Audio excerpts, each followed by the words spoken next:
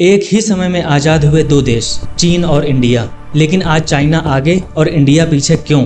एक वक्त था जब चीन और भारत लगभग एक जैसे थे, दोनों गरीब, दोनों डेवलपिंग, यहाँ तक कि एक ही साथ गुलामी की जंजीरों से बाहर आए हुए। लेकिन चीन आज दुनिया की सेकंड लार्जेस्ट इकोनॉमी है और भारत उससे लगभग 5 गुना पीछे। इसकी सबसे बड़ी वजह दोनों देशों पर रूल कर रहे दो अलग अलग सिस्टम हैं। जहाँ इंडिया डेमोक्रेसी को फॉलो करता है तो वहीं चीन कम्युनिस्ट विचारधारा के पीछे चलता है, जिससे चीन में डिसीजन जल्दी लिए जाते हैं। मतलब अगर गवर्नमेंट ने डिसाइड किया तो प्रोजेक्ट तुरंत स्टार्ट हो जाता है, जबकि भारत में डिबेट, इलेक्शंस और अप्रूवल में ही काफी समय लग जाता है। चीन को दुनिया की फैक्ट्री ऐसे ही नहीं कहा जाता है। उसने अपनी पॉपुलेशन को डिसिप्लिन्ड वर्कफोर्स में कन्वर्ट किया और मैन्युफैक्चरिंग सेक्टर को लगातार बढ़ाता गया। जबकि इंडिया के पास भी बड़ी पॉपुलेशन है, लेकिन अनएम्प्लॉयमेंट चैलेंज उससे कहीं ज्यादा। आज चीन एआई, इलेक्ट्रॉनिक्स और मैन्युफैक्चरिंग में दुनिया का लीडर है। उसने अपने इंफ्रास्ट्रक्चर, फैक्ट्रीज, हाईवेज और पोर्ट्स पर फोकस किया। वैसे भारत में भी टैलेंट की कोई कमी नहीं है, लेकिन एजुकेशन सिस्टम और रिसर्च फंडिंग की वजह से लोग पीछे रह जाते हैं। लोग क्या, देश पीछे रह जाता है, क्योंकि देश के अंदर स्कोप न होने की वजह से टैलेंटेड लोग दूसरे देशों में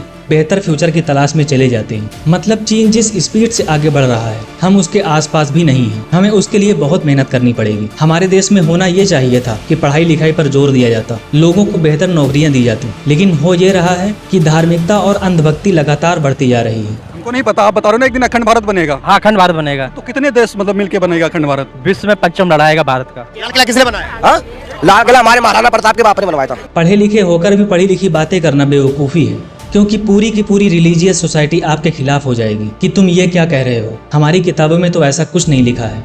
और गौर करने वाली बात तो ये है कि इनमें से ज़्यादातर ने अपनी धार्मिक किताबें पढ़ी भी नहीं होती हैं कि उनमें क्या बताया गया है और क्या नहीं, क्योंकि देश का इन्वायरमेंट ही वैसा बनाया जा रहा है।